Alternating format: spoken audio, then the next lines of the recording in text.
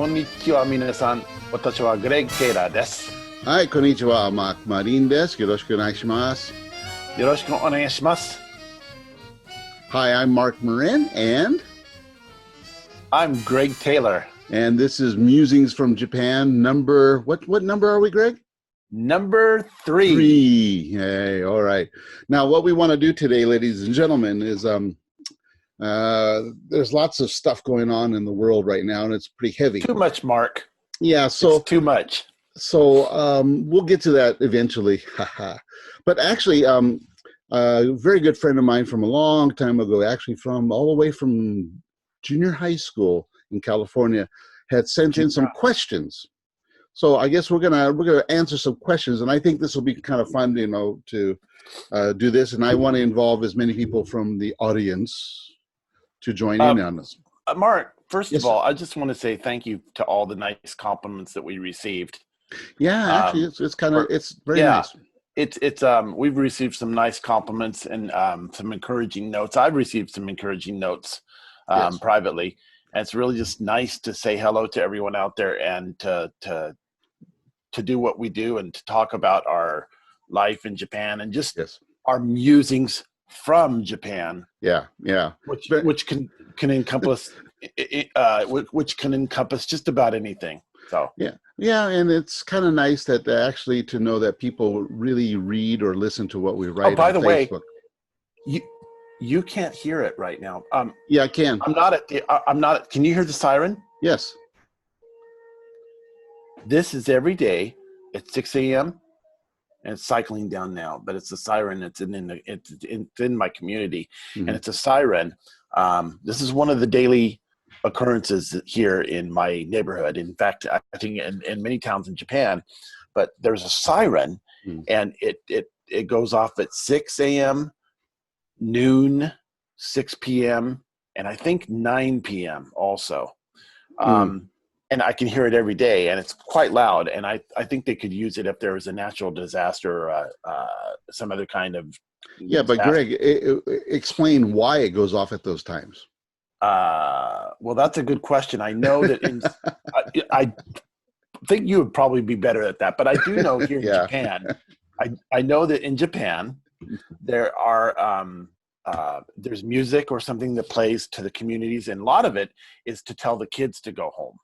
Like at 5 o'clock in Japan, in many towns, at 5 o'clock, 5 o'clock's the time to go home. If you're at the park, go home.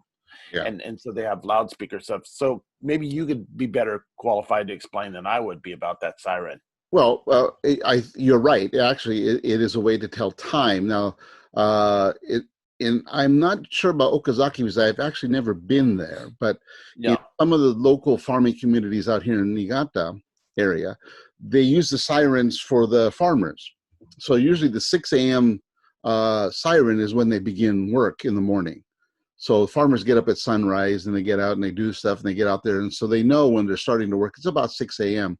And you're in a tractor or you're planting rice in a field. You have no time to look at watch, and you can't because you've got gloves on, it's all muddy. And then you'll hear a 12 o'clock thing. I got to eat lunch. And then there's another one at 5. So, I got to get out of here and go home. And the evening one, I really don't know because I never heard an evening one in this area. But we have the 6, noon, and 5. It's just to signal the day for kids and for farmers and those who are outside. And it happens every day. But in Shibata, where I live, we don't have that. So. Do you have, I can't remember because I lived there. I had a room there for 4 years. And I'm trying to remember if there's anything such as this there. Not in Shibata, but in small communities outside in Akatani or Agano City, the small areas around here, and I've heard them before. And there's a place in Tsukioka, which is an onsen area near where I live, and they have a carillon. And they have the carillon goes off, and they have all these nice little chimes, and it plays music at noon and at 5 o'clock and at 8 a.m. So you can listen to music like Greg was saying. So it's kind of cool. すみません、マーク。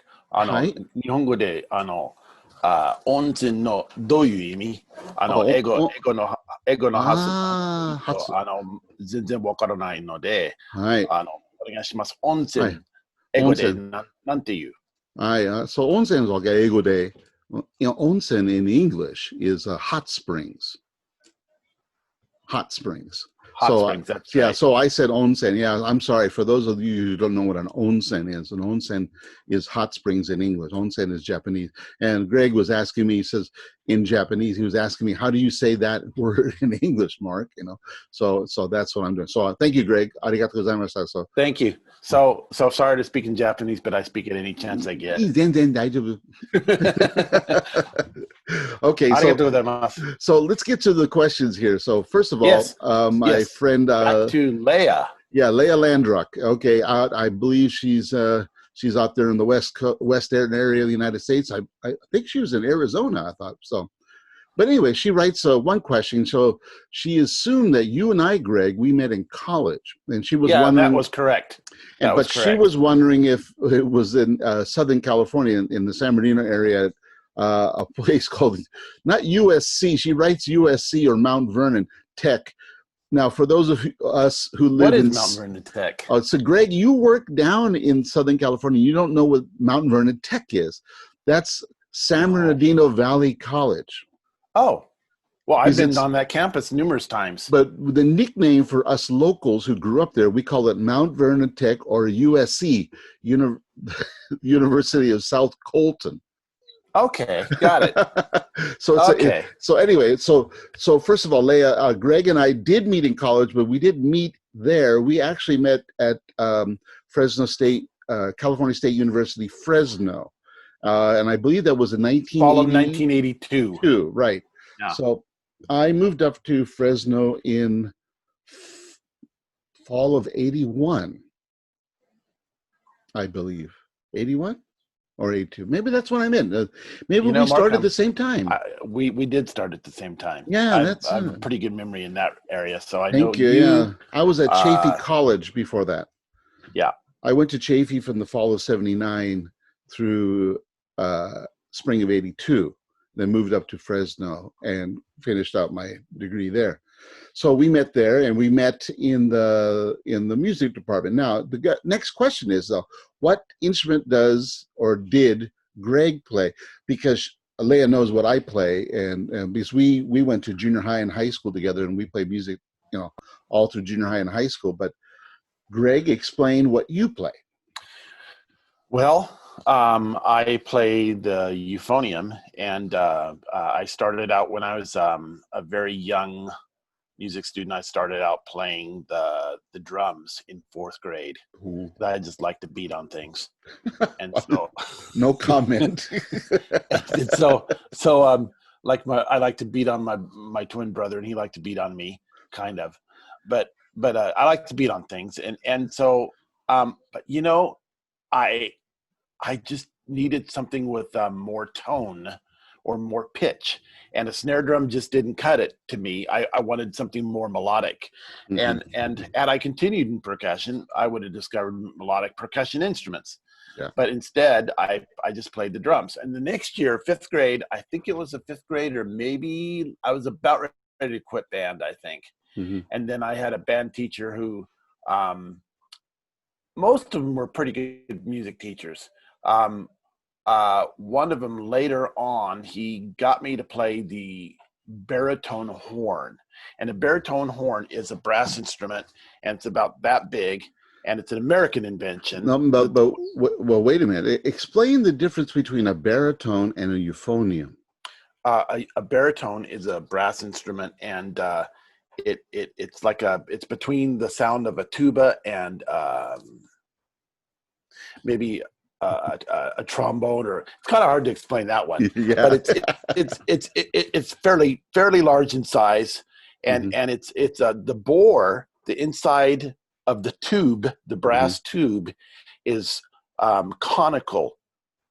cylindrical in shape. Cylindrical, yes, that's right. So it's a cylindrical shape, whereas the euphonium, which is my major instrument, my prominent instrument, the euphonium has a more conical shape to its bore. So the larger, the further away from the mouth you go, which when you're playing your instrument. The further away they go, the instrument gradually increases in width. The bore increases in size or in the shape of a cone. In the shape of a cone. Yes. And that's what a euphonium is. And it's a very pleasing sounding instrument. It's a very pleasant instrument to listen to. So that's what I play. Yeah. And when I matriculated into Fresno State, that's the instrument that was my primary instrument. And I had already had trombone experience myself. And I'm sure that Leia, knowing you from that time, knew that you play. What did you play when you knew Leia, your friend Leia? When I first met Leia, I was playing clarinet. Clarinet, that's what you've told me. That's right. Yeah, so at the time I played clarinet in junior high, I had a very good teacher. She was actually a graduate of the Eastman School of Music, and she was a cornetist, a trumpet player, and actually was very good. She was in the Eastman Wind Ensemble, played at Carnegie Hall, but she allowed me to play other instruments in junior high. So I got to explore saxophone, horn, trombone a little bit, and baritone horn. Thank you, Greg, because I started playing baritone horn in junior high. And the instrument that I played the most, though, was the same instrument that Leia played, and it was bassoon. Bassoon. And what grade? What is that? A bassoon? Yeah, or no? What grade did you play bassoon? I was in junior high school, so it must have been grade 7, grade 8, around there. So, but and of course, and then when I got to high school, I switched over to. I played baritone horn. I kept with that because brass was more of a keen instrument, and I switched over to trombone in high school. So bass trombone specifically, and the rest is history. You know, and you're good on all of them. I try. So, Well, the next question is just says, will we get a video of us playing together someday? And I'm going, that's a good idea, Greg. Can you get an instrument hook up and we can do some euphonium duets? I would say someday we'll definitely do that for Leia and for other people. Okay, so you get an instrument and you get your chops up, right? And I'll pull out the euphonium that I got from you. I'll pull that and I'll. There might be some old video recordings you have from Shibata and I have recordings of you playing in the big band that I do here. But you're directing it, right? And actually, some of you, if you look at the posters behind me over here and up there above my head, I can move the camera. These are posters of the big band that I direct here. And I think Greg is on one of those up there. Let's see, which one? The middle one, maybe? No, you're not on that one. What year is that? You're on that one up there. What year is that from? That's 2017. This was last year, 2019. 2016. You know, Greg's in that. Actually, Greg's in that one right there. He's up at that little right there. That's Greg right there. Yeah, that's great. I had some a poster in my room in Shibata that you had given me from your college that you taught at, and the wind ensemble, and that was from the Heisei 25 year. That was Heisei 25, and it was at the time it was brand new. It was a brand new poster for a concert that was in November or something. Yeah, it must have been the fall. And it was a concert of your wind ensemble and the concert you were about ready to do, or it was sometime. It was about 2011, I think. But I had that poster up for 3 or 4 years. I had that poster up for about 4 years. 2011, 12, around there. Yeah. Yeah, good old days. Anyway, so we'll play we'll play someday, and it's ironic that we don't have a picture or a video of us playing together, but we did a lot of playing together. But we'll put something together, real funky stuff. So, and Leia asked two very good questions for us, Greg, and one of them I want to ask: if you guys could sit in with a band, past or present, who would you want to play with? Okay, now, thinking of band or band history, let's expand it a little bit and even say orchestra. So like if you had a chance to play trombone in a famous orchestra, past or present, or a band, past or present. Greg Taylor, who would you play with and why? Let's go with wind band. Okay, we'll both go wind bands. Yes, this because is I have really mine. hard. I have mine. No, This is a question that it's a great question, but I kind of don't like these questions because it's extremely well. Let me just answer it. Don't be chicken. Come on. No, the band I would like to play with or would have loved to have played with was the U.S. Marine Band in Washington D.C. As a euphonium player. What year? I would say that's another hard thing to say because she asked. I'd have to go present. Back. So the present band. The Marine Band goes back to 1798. Right. So which one? I would say I can't answer the past or present, but I just would really like to play in it. I would love to play in it. Yeah, my high school band director. Explain why. Yeah. Well, my high school band director was personal friends with the music director of the Marine Band. With at the time. At the time, and probably with those before the director that I knew about his friendship. He was also friends with the music director of the United States Air Force Band in Washington D.C. And at that time it was Colonel Arnold Gabriel. When I was a high school student, the director of the Marine Band was a Lieutenant Colonel John Bourgeois. And I think that my high school band director would have loved to have seen me. In fact, he told me personally, he says, "I want to see you play in the Marine Band." And I thought that was, I think coming from a director who is considered a giant in his field, that was a great compliment to my own playing and to my own abilities and to me as a musician. So I would love to have played in the Marine Band. Now, if it were an orchestra, there's so many orchestras that I have. And let me just suffice it to say that I would probably answer that with the Metropolitan Opera Orchestra in New York City. Under whose baton? Well, to me, that's important if you say orchestra. Well, perhaps under James Levine, because I thought that he was controversial pick, Greg. Well, come on. I'm really sorry, but that's I loved his conducting, and I loved his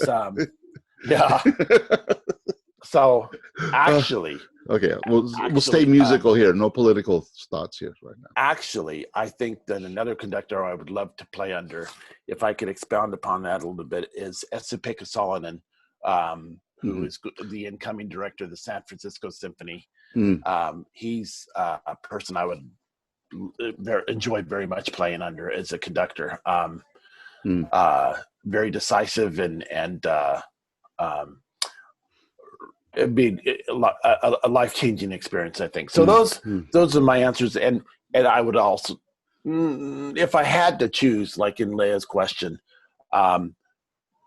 it'd be the United States Marine Band. One band, okay. Yeah, or the Metropolitan Opera Orchestra in New York City. But all right, we'll stay with that. I think if it was in Japan, if I could say Japan, then I would.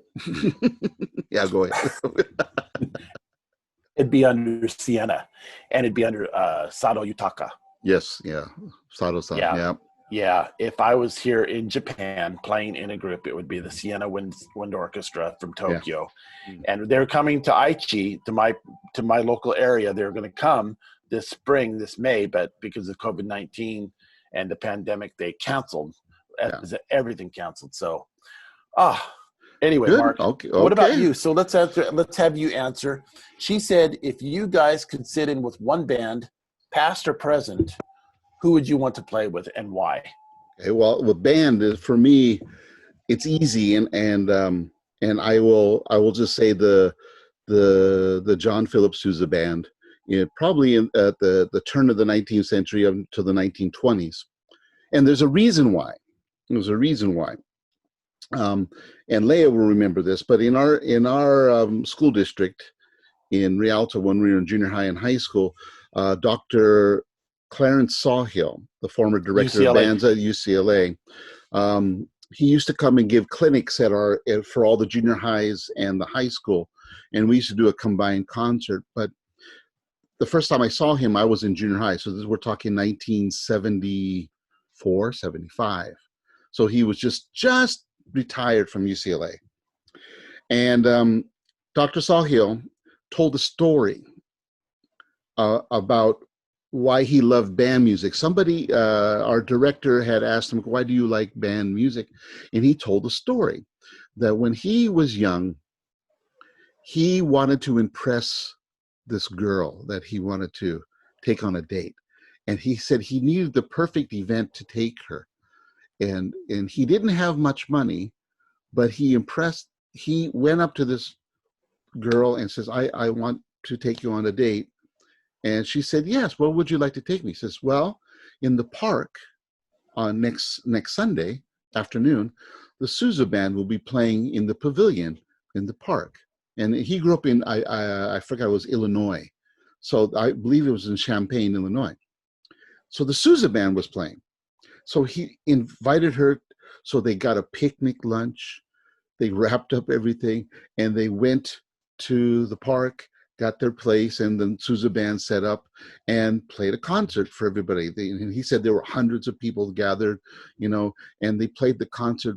But what he impressed him, he said, was the variety of music the Sousa band played. And because he didn't know, because Sousa was billed as the March King. So that's what he expected to hear were marches. And they did play marches, but they played orchestral transcriptions. They had vocalists who sang opera arias. They had soloists for the cornet, the euphonium, the trombone, and all the different soloists we heard. And it was, even though he was on the date with the girl who eventually became his wife, he remembered that whole musical experience of seeing the Sousa band live. And he vowed as a young musician that he would always try to bring that appeal, that sound to every ensemble that he ever would direct in the future, because he always wanted to be a teacher and a director, which he eventually did. And as a young musician in junior high school, wow, I mean, Sousa's not just the March King.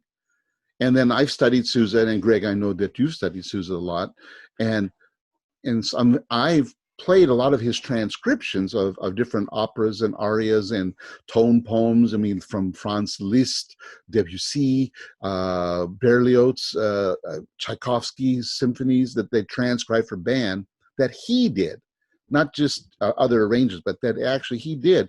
And they're fantastic and they're tasty. And I would have loved to be a professional musician in his band, either playing trombone or euphonium or tuba in that band. The band that was run by Sousa after he left the Marines. After he left the Marines, I can only imagine what was it like being in the Marine band when Sousa was the leader from 1880 to 1892. Yeah, but when he took over the professional band and when he started taking the world tours of the band, they would take train tours across the Americas, sail on the ships across the sea, and then play at different ports of call around the world.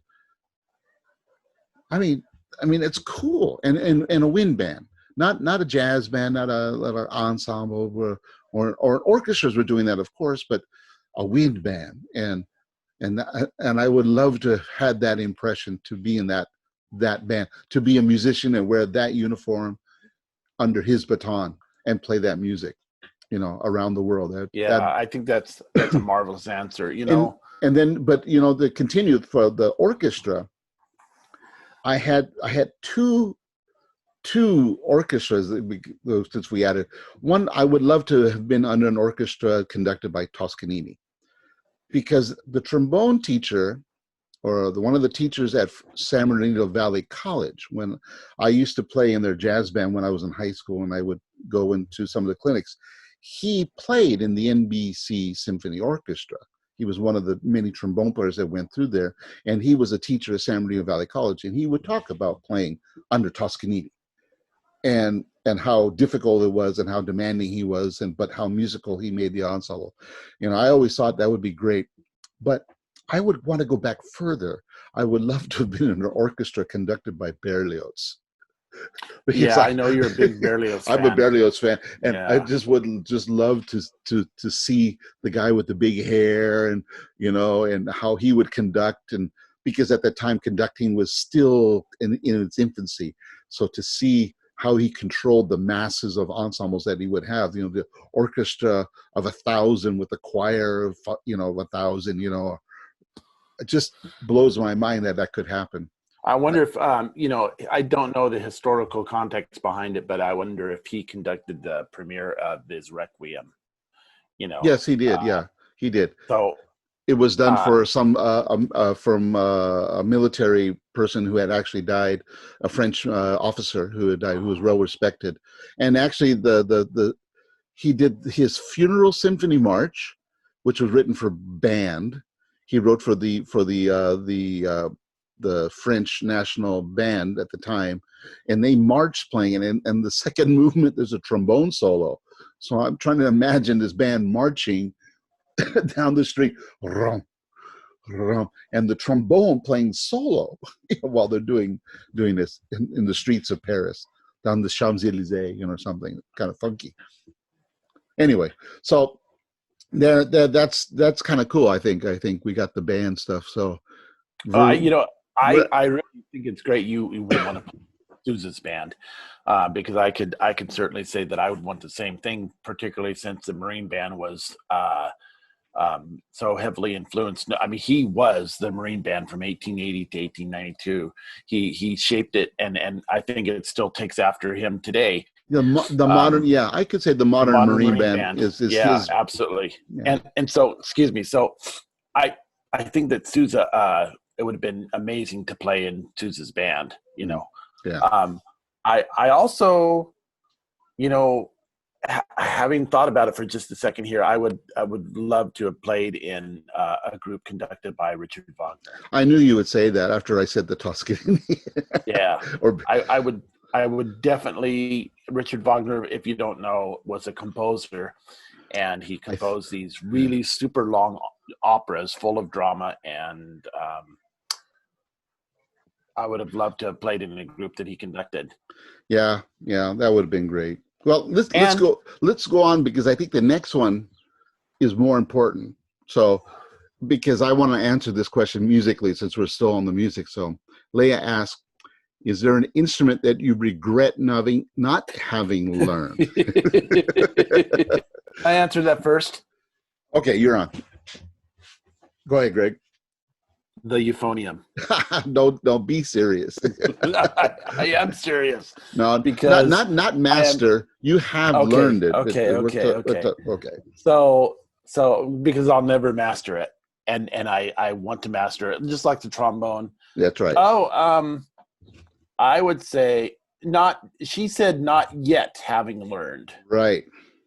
So not yet having learned. I don't think it's too late. I think you and I are fortunate enough that we're still kicking and screaming, that we can learn something. So I but what instrument would you like to learn then that you haven't learned yet? I'd like to learn really well, or I'd like to learn, maybe I could play it to a very limited degree, but maybe the flute, and play that gorgeous solo from Carmen. From the opera Carmen in the third act. I think it's the third act. Da da dee da da da dee ya da dee da. Don't sing, Greg. Don't sing. Maybe sing. Flute. Okay, flute. Okay. All right.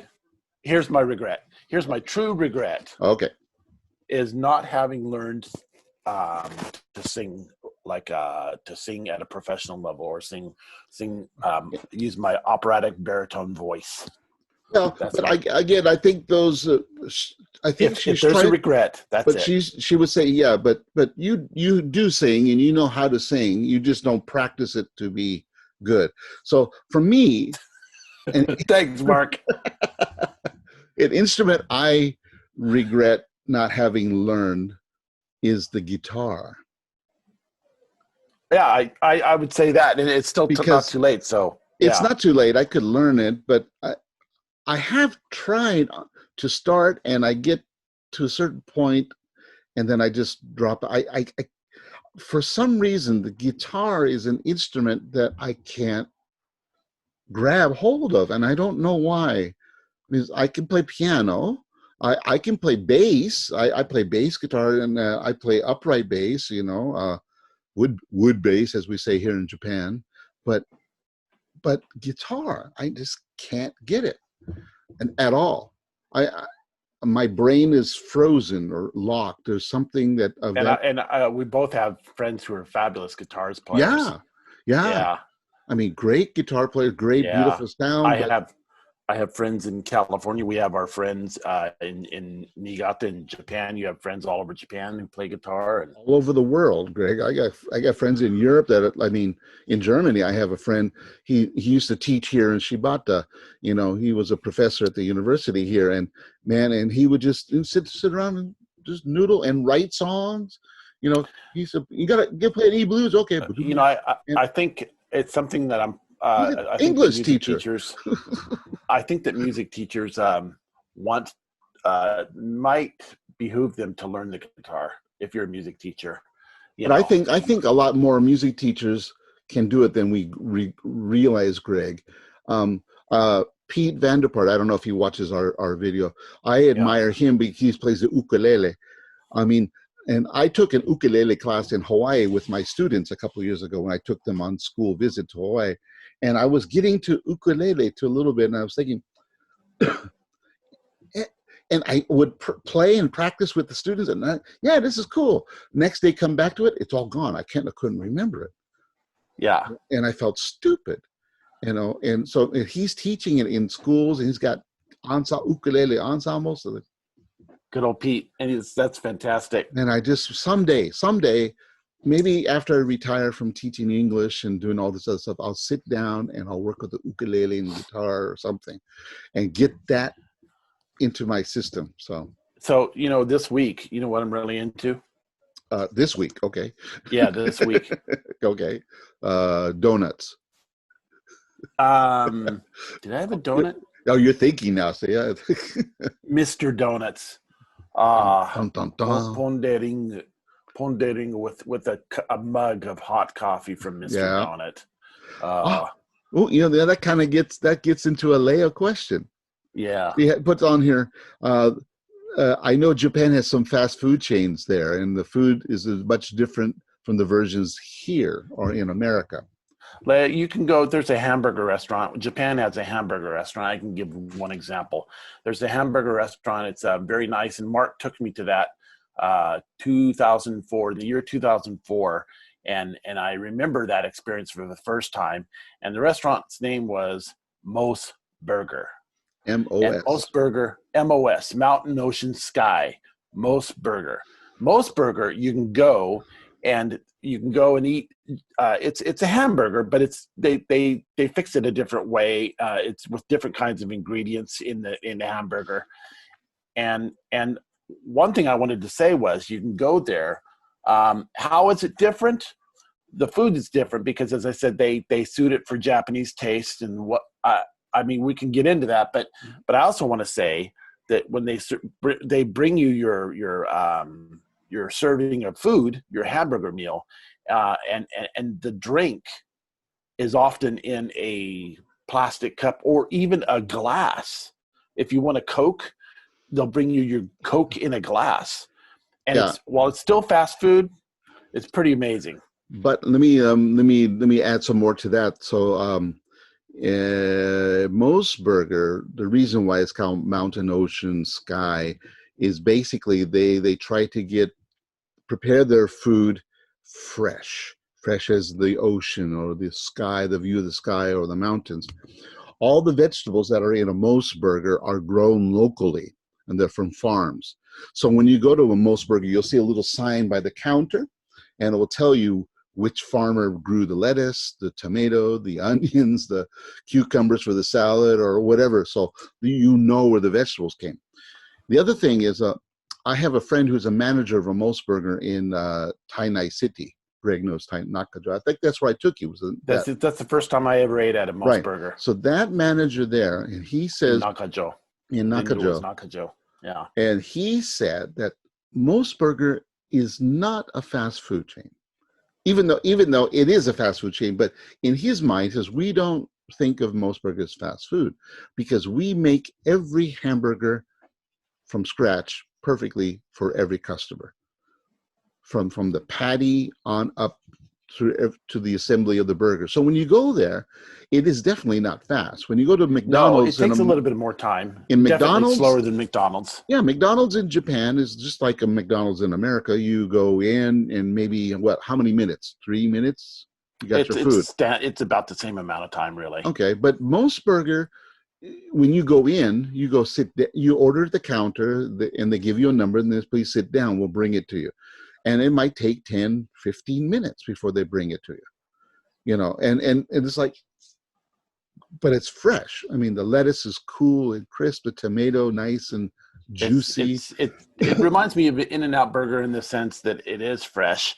And In-N-Out in Southern California, and now it's around the Southwest America, part of America. But In-N-Out, their burgers, their meals are incredibly fresh as well. Yeah, but compared to a Mos Burger, In-N-Out is very greasy. Yes, because a Mos Burger is never greasy. And that's one thing you notice about most Japanese hamburgers. Even McDonald's in Japan is not greasy, and that's what's different. The French fries are crisper. They're not greasy. They're maybe a little bit too salty for some people. Greg, remember, cut down on salt. And thank you. But so it's a little bit different. I mean, they have Burger King here in Japan now. They have Taco Bell. I've had Taco Wendy's Bell in Tokyo. They have Wendy's. The Taco Bell. Let's take Taco Bell because Taco Bell is a recent newcomer to Japan's fast food. The Taco Bell menu is completely different than the American menu. It's designed for Japanese taste. It's not that spicy, but again, the vegetables are all fresh. I went to Taco Bell in Shibuya in Tokyo, and they have a little sign there that shows you where the vegetables have come from, where the lettuce comes from, or the cabbage, or the cheese. If it's Hokkaido cheese, not just they didn't buy it at the supermarket down the street. So Japan takes the American idea, but makes it Japanese. I think that's the safest thing to say. So if you like spicy food, you're not going to find it here unless you have a Thai curry or an Indian curry or something like that. But Japanese they tend to not like spicy foods. In generally, but you can really get a spicy curry if you want it. But generally speaking, I think from everything that I've experienced and what you've told me too as well, and I've learned on my own, is that they generally don't like spicy foods. And I thought that the Japanese didn't like sweet foods as well, but that's not necessarily the case. They don't like the overt American sweet. Like when you get a chocolate cake in America, it's so sweet, to a Japanese taste. A Japanese chocolate cake is maybe a little more bitter, but it's a subtle sweetness. And back to Leia. Japan is a land of subtleties. Yes, yeah, that's a good point. So I think that's what you learn is when you come to Japan and you've been here for a certain length of time, then you discover the nuances, and you're discovering nuances of subtlety all the time. And it's the same for let's take sushi. And levels of subtlety. Take sushi. Last year I had gone to America with my son's college band and did a tour of Northern California and Fresno, or Clovis, San Joaquin Jazz Festival. And but up in up in Folsom area, I went to a Japanese restaurant and had really good sushi. And my sons ate Japanese style ramen at this Japanese restaurant. And it was really good. But if you want me to compare the taste, it wasn't Japanese. It was American, but it was good. I mean, the fish was good. The rice was good. The seaweed, the nori, was nice. Wasabi was nice and the horseradish was fresh and ground. Now, we in America think of sushi as being expensive, and it can be very expensive, even Yeah, here in Japan. that's what I was going to say. The difference is the sushi I had there in America, here in Japan would be 1/10 the price.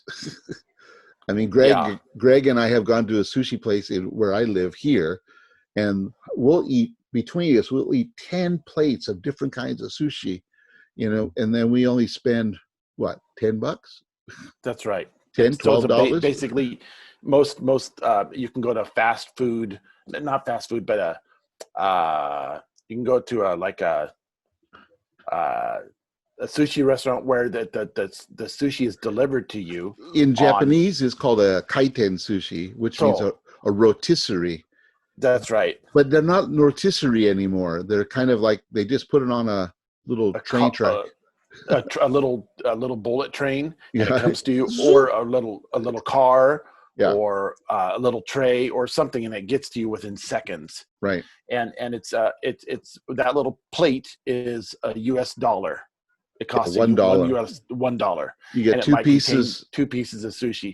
Yeah. Now, the sushi there is often frozen. For example, if you get a piece of tuna sushi, it was originally frozen, Right. and so in the quality of the cut is not necessarily that great, but it's satisfying. It's fine. But you can go to a sushi place that would be, instead of $1 a plate, it might be $1.50 a plate, but it would be fished that morning, and they cut it and they give it to you.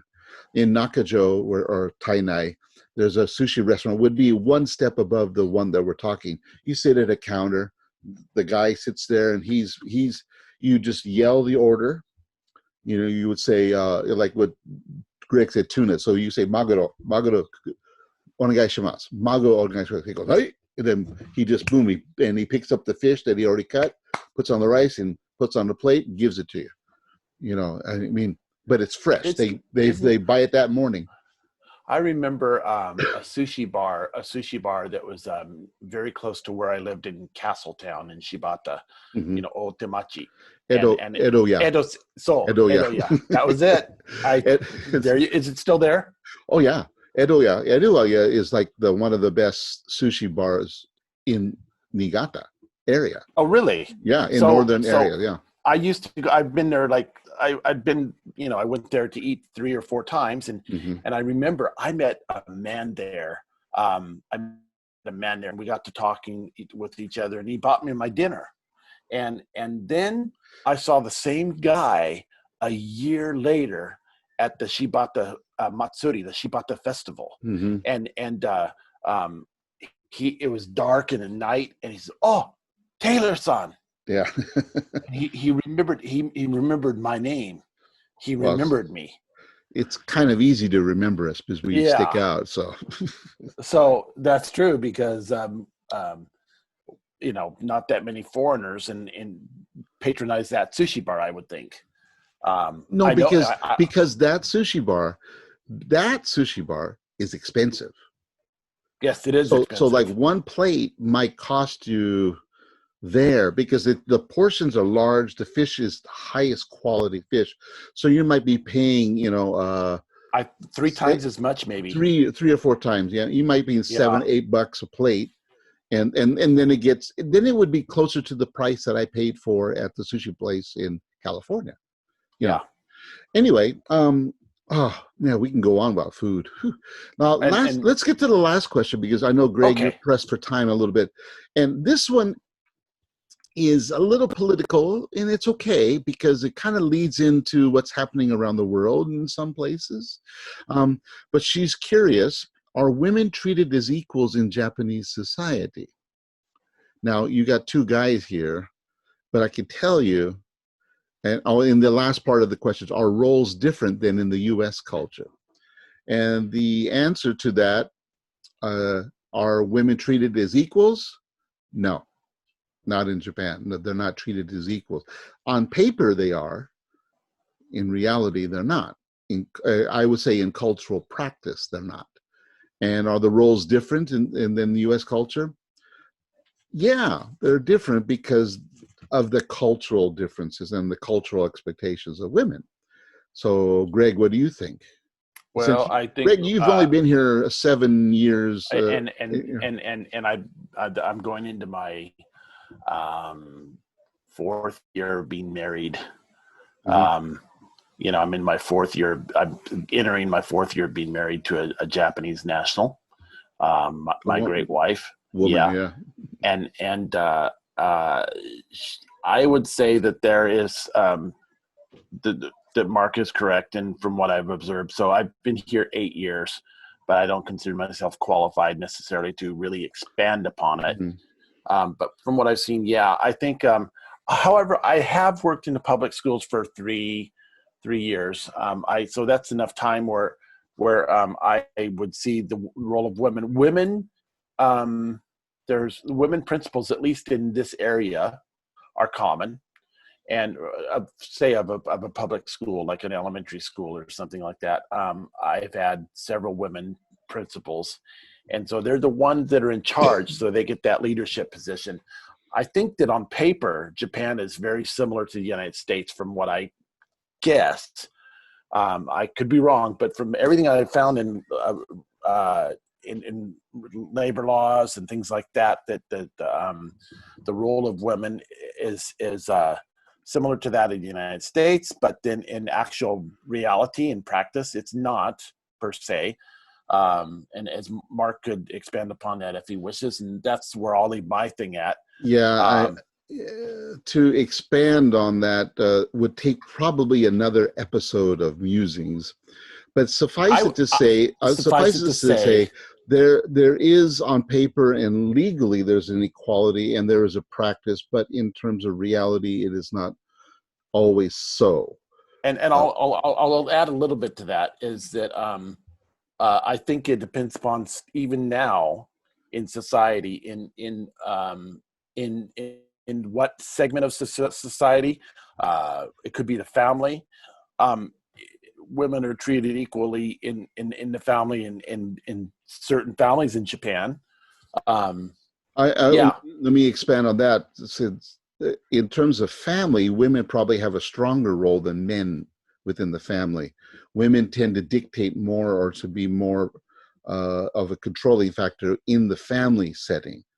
But outside of the family setting, women here do not have as much authority or power or say in how society runs. Even like Greg said, there are women principals of schools, mostly kindergartens, elementaries, and junior highs. Very few high school principals are women in Japan because high school is considered men's domain. And university, let's go to university presidents or provosts or whatever position, or whatever they're called in the States these days. In Japan, I think there's less than 2% of the universities have women in high administrative positions. So actually, it decreases the higher level that you get. It decreases. I think you could say that there is also a glass ceiling.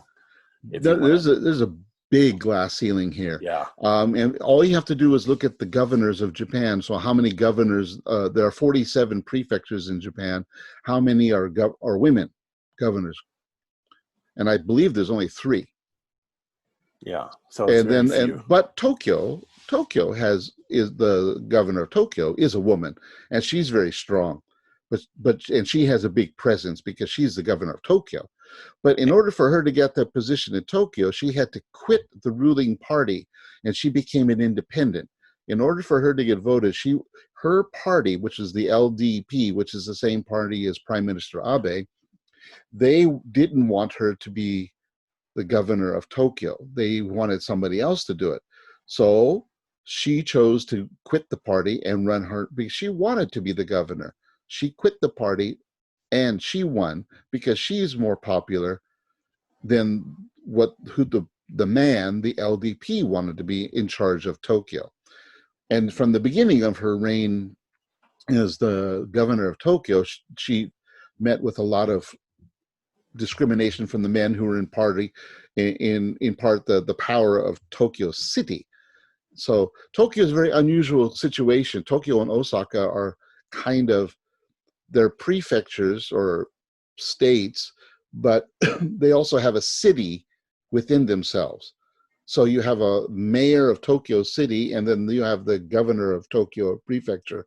But in essence, they're the same thing. Osaka's the same thing.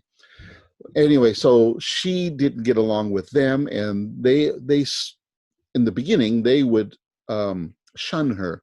They wouldn't shake hands with her. They wouldn't be polite with her. They would not use the same honorific language in Japanese with her as they would with a man. But because she became independent and she did a lot of good things, and she is very smart and very, very cunning, I would say. Cunning in a good way. The Japanese say cunning, that means it's negative, but in English, cunning, she's crafty. She knows how to work around your weakness. She finds your weakness and she works around it. And she humiliated some of these local politicians in Tokyo City. And eventually they had to apologize to her. And once that happened, boom, she shot up. This pandemic in Tokyo, I mean, is a city larger than New York City. And she puts out the plans. She makes all the edicts. She has a whole criteria set up. She did it. She didn't have a bunch of people and advisors. Well, she has them, but she's the one who gave her ideas to them. Let's work this out. This is what I want. How do we do this? What should we do? She led all those things. And I don't know in America, and you guys will tell me if I'm, wrong or right.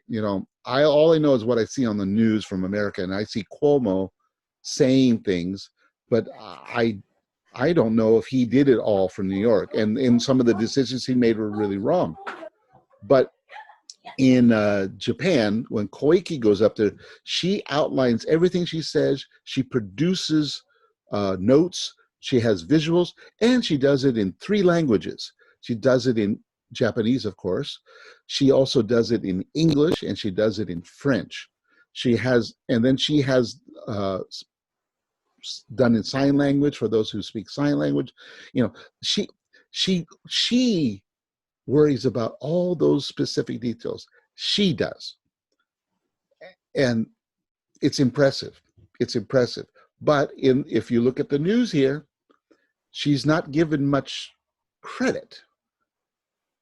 People in Tokyo know, and I know, and Greg probably knows, but you don't see the news flaunting her like the news flaunts over somebody. No.